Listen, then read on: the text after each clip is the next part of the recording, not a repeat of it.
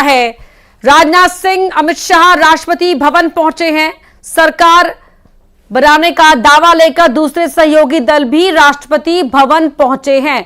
अब से थोड़ी ही देर पहले आपने देखा संसद के सेंट्रल हॉल में किस तरह से नरेंद्र मोदी को एनडीए संसदीय दल का नेता चुना गया और उसके बाद यहां पर राष्ट्रपति भवन पहुंच रहे हैं अमित शाह, राजनाथ सिंह। ये जो एनडीए का डेलीगेशन है वो राष्ट्रपति भवन पहुंचा है। राजनाथ सिंह ने ही नरेंद्र मोदी के नाम का प्रस्ताव रखा था।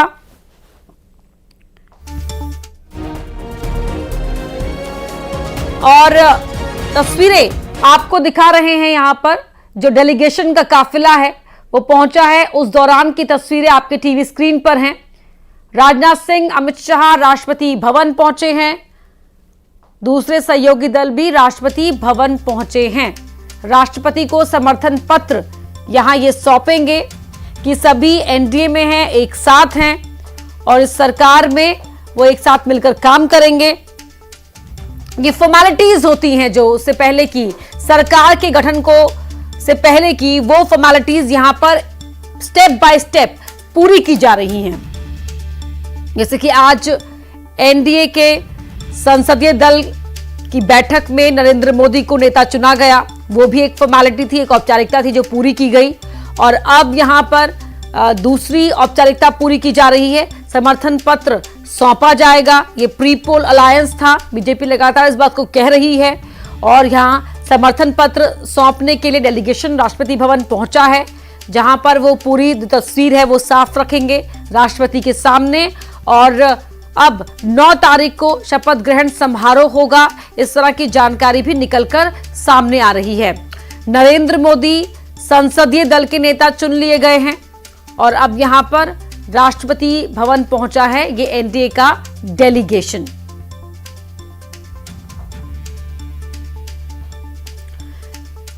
बड़ी तस्वीर, बड़ी खबर, बड़ी जानकारी न्यूज़ 18 नेटवर्क आपको दे रहा है। नई सरकार के गठन को लेकर जो तमाम प्रक्रियाएं होती हैं उनका पालन यहां पर सिलसिलेवार तरीके से किया जा रहा है। अभी थोड़ी देर पहले आपने संबोधन सुना नरेंद्र मोदी का और कहा कि यह सरकार जो एनडीए की मजबूत सरकार रहेगी, मजबूती के साथ जनता के हित में काम करेगी। अगले 10 साल का विजन भी उन्होंने दिया है और इस बात को दोहराया कि हाँ, मैं जानता हूं कि मैं 10 साल कह रहा हूं और आप देखेंगे कि हम किस तरह से काम करेंगे। और अब यहां पर राष्ट्रपति को मिलने के लिए ये डेलीगेशन पहुंचा है। इससे पहले ही तमाम सहयोगियों से समर्थन पत्र पर दस्तखत करवा लिए गए थे, वो औपचारिकताएं पूरी कर ली गई थी और अब यहां पर ये एनडीए का डेलीगेशन राष्ट्रपति भवन जा रहा है। राष्ट्रपति मुर्मू से मुलाकात करेगा और उनको वो समर्थन पत्र सौंपेगा।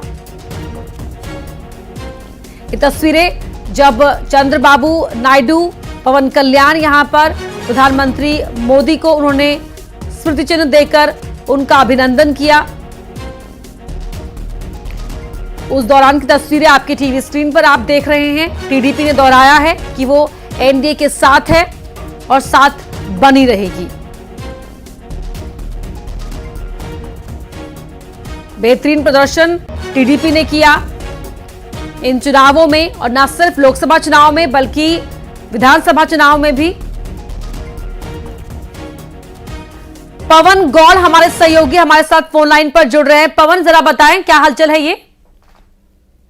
देखिए, तमाम जो एनडीए के सहयोगी हैं वो राष्ट्रपति भवन के लिए रवाना हो रहे हैं। धीरे धीरे गृह मंत्री अमित शाह पहुंच गए हैं, बीजेपी अध्यक्ष जेपी नड्डा राष्ट्रपति भवन पहुंच गए हैं, चंद्रबाबू नायडू पहुंच गए हैं। उनके अलावा तमाम जो एनडीए सहयोगी दलों के जो नेता हैं वो राष्ट्रपति भवन पहुंच रहे हैं। अब से थोड़ी देर के बाद में प्रधानमंत्री भी राष्ट्रपति भवन जाने की खबर आ रही है और वहां जाकर सरकार बनाने के लिए दावा पेश करेंगे। लेकिन उससे पहले जैसे कि आपने देखा, आज एनडीए संसदीय दल की बैठक हुई, उसमें प्रधानमंत्री का अभिवादन किया गया और उसके बाद में रक्षा मंत्री राजनाथ सिंह ने प्रस्ताव रखा प्रधानमंत्री नरेंद्र मोदी को एनडीए के नेता के रूप में चुने जाने के लिए। उसका जो अनुमोदन है, उसका समर्थन जो है वो गृह मंत्री अमित शाह ने, बिहार के मुख्यमंत्री नीतीश कुमार ने, उनके अलावा चंद्रबाबू नायडू समेत तमाम एनडीए दलों के सहयोगियों ने उसका समर्थन किया और उसके बाद में प्रधानमंत्री नरेंद्र मोदी को। एक और अपडेट हमें मिल रही है कि लालकृष्ण आडवाणी, वरिष्ठ नेता बीजेपी के लालकृष्ण आडवाणी से मिलने पहुंचे हैं नरेंद्र मोदी। जल्दी कराओ। कोई बात नहीं होती वहाँ से जी यार ज्यादा मत तंग करो इनको तंग मत करो, नहीं आगे आ जाएंगे। पवन बताएं, अपनी बात कंप्लीट कर लीजिए पवन। तौर पर जब भी कोई बड़ा मौका होता है तो प्रधानमंत्री नरेंद्र मोदी लालकृष्ण आडवाणी के आवास पहुंचते हैं और उनसे पहुंचकर उनका आशीर्वाद लेते हैं। तो अब आज एक बहुत बड़ा मौका है, तीसरी बार वो सरकार बनाने का दावा पेश करने जा रहे हैं, तीसरी बार प्रधानमंत्री बनने के लिए आज बहुत जल्दी शपथ लेने वाले हैं। तो उससे पहले आज पार्टी के सबसे वरिष्ठ नेता लालकृष्ण आडवाणी के आवास पहुंचे और वहां पहुंचकर वो आशीर्वाद ले रहे हैं। उसके बाद यहां से मुलाकात करके ऐसी खबर भी है कि वो प्रधानमंत्री नरेंद्र मोदी जो मुरली मनोहर जोशी है पार्टी के वरिष्ठ नेता, उनके आवास भी जाएंगे और वहां से फिर प्रधानमंत्री राष्ट्रपति भवन जाकर सरकार बनाने के लिए दावा पेश करेंगे। अब से थोड़ी देर पहले जैसे कि एनडीए की पार्लियामेंट्री पार्टी की जब बैठक हुई तो उसमें प्रधानमंत्री नरेंद्र मोदी को एनडीए के दल के नेता के रूप में चुन लिया गया है। उसके बाद में अब सरकार बनाने का दावा पेश करेंगे और अब 9 जून को प्रधानमंत्री नरेंद्र मोदी शाम को तीसरी बार प्रधानमंत्री पद की शपथ लेंगे। बिल्कुल, तो कह सकते हैं पवन की तमाम वो जो औपचारिकता है जो नई सरकार के गठन से पहले की जाती हैं, उन औपचारिकताओं की हर प्रक्रिया का पालन यहां पर किया जा रहा है।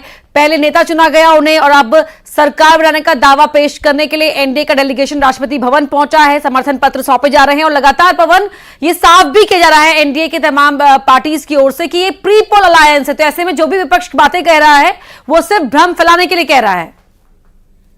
देखिए, जाहिर तौर पर जिस तरह से आप देखें कि जैसे ही जिस दिन परिणाम आया उसी दिन से बीजेपी के जो बड़े नेता हैं, चाहे वो बीजेपी अध्यक्ष जेपी नड्डा हो या अमित शाह हो, तमाम एनडीए के सहयोगियों के साथ बातचीत कर रहे थे। उसके बाद में 5 तारीख को प्रधानमंत्री नरेंद्र मोदी ने एनडीए के घटक दलों की एक बैठक बुलाई, उसमें सभी नेता शामिल हुए, सबने प्रधानमंत्री नरेंद्र मोदी को अपने नेता के रूप में चुना। उसके बाद में फिर आज एनडीए पार्लियामेंट्री पार्टी की बैठक हुई, उसमें प्रधानमंत्री को अपने नेता के रूप में चुना और आपने सबको सुना होगा आज चाहे वो नीतीश कुमार हो या चंद्रबाबू नायडू हो, लगातार प्रधानमंत्री की तारीफ करते हुए नजर आए। उसके बाद में उन्होंने लगातार कहा कि हम तो नीतीश कुमार ने तो यहां तक कहा हम तो क्या चाह रहे थे करीब प्रधानमंत्री शपथ ले लें, लेकिन अब परसों से यानी 9 तारीख को अब शपथ लेने वाले हैं। चंद्रबाबू नायडू ने कहा कि प्रधानमंत्री अपने बड़े और कड़े फैसले लेके जाने जाते हैं, आर्थिक विकास के लिए जाने जाते हैं, देश के विकास के लिए जाने जाते हैं। तो लगातार सभी जो एनडीए के नेता थे उन्होंने प्रधानमंत्री नरेंद्र मोदी की तारीफ की, अपनी अपनी पार्टी की तरफ से समर्थन पत्र दिया बीजेपी अध्यक्ष जेपी नड्डा के लिए। तो तमाम तरह की जो औपचारिकताएं हैं अब वो पूरी कर ली गई हैं। ये पूरा एक संदेश है कि एनडीए जो है वो एकजुट है, एक साथ है, मजबूत है, एक साथ खड़ा हुआ है, कहीं कोई दिक्कत नहीं है।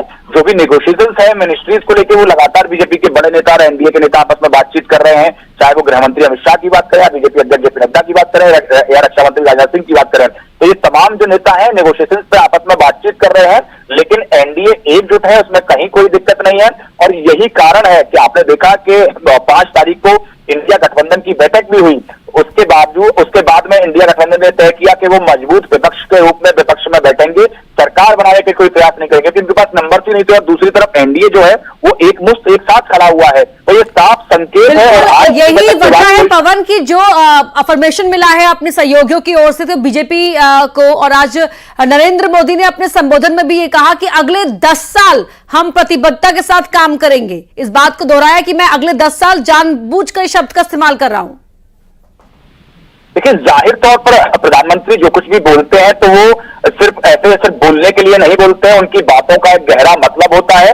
और जैसे कि आपने नीतीश कुमार को भी सुना होगा कि उन्होंने यहां तक कहा था कि जब आप फिर से अगली बार आएंगे तो जो कुछ लोग हमारे हार गए हैं, कुछ जो भ्रम जो विपक्ष के द्वारा फैलाया गया उसके चलते विपक्ष के कुछ नेता जीत गए हैं, तो अगली बार वो नहीं जीत पाएंगे, हम फिर से बहुत बड़े बहुमत के साथ जीत के आएंगे। नीतीश कुमार का भी यही कहना था, यानी कि एनडीए बिल्कुल विश्वास में है, एनडीए मजबूत है, एनडीए एक साथ है। हालांकि बीजेपी को पूर्ण बहुमत मिलने से थोड़े से जो संख्या है वो कम रह गई, लेकिन बीजेपी भी लगातार उत्साहित है। बीजेपी जिस तरह से 32 साल से ज्यादा समय हो गया जब किसी भी पार्टी को 230 से ज्यादा सीटें मिली हो बीजेपी को छोड़कर, और फिर तीसरी बार बीजेपी को 240 सीटें मिली। इससे पहले 2 बार जब सरकार बनाई तो पूर्ण बहुमत की सरकार बनाई, हालांकि इस बार पूर्ण बहुमत की सरकार नहीं बना पाई, लेकिन कुछ संख्या ही शॉर्ट रह गई। लेकिन उसके बावजूद भी बीजेपी उत्साहित है, उसके साथ साथ एनडीए के पास पूरे नंबर्स हैं, मजबूत स्थिति में एनडीए है, कहीं कोई समस्या नहीं है। और यही कारण है कि लगातार जब आज प्रधानमंत्री को आपने सुना तो उनकी बॉडी लैंग्वेज जो है मजबूत थी। उन्होंने तमाम तरह के प्रहार जो है विपक्ष पर किए, उन्होंने तमाम तरह के प्रहार जिस तरह से चुनाव आयोग और ईवीएम को लेकर विपक्ष हमेशा सवाल उठाता रहा है, उसको लेकर किए तो प्रधानमंत्री आज फिर से अपने पुराने रंग में दिखे। हालांकि बीजेपी को जो कुछ संख्या शॉर्ट रह गई थी, कहीं ना कहीं उनके 2-3 दिन के नेता और कार्यकर्ताओं में थोड़ी सी मायूसी जरूर थी, लेकिन आज फिर से प्रधानमंत्री अपने पुराने रंग में दिखाई दिए। आशीर्वाद लेना जरूरी था और वो मैसेज भी देने की कोशिश करते हैं कि अपने बुजुर्ग और बड़े नेताओं का आशीर्वाद लेते हैं। तो फिलहाल प्रधानमंत्री मौजूद हैं लालकृष्ण आडवाणी के घर के अंदर। जी बिल्कुल, तो लालकृष्ण आडवाणी के घर पर पहुंचे हैं नरेंद्र मोदी मुलाकात करने के लिए। इससे पहले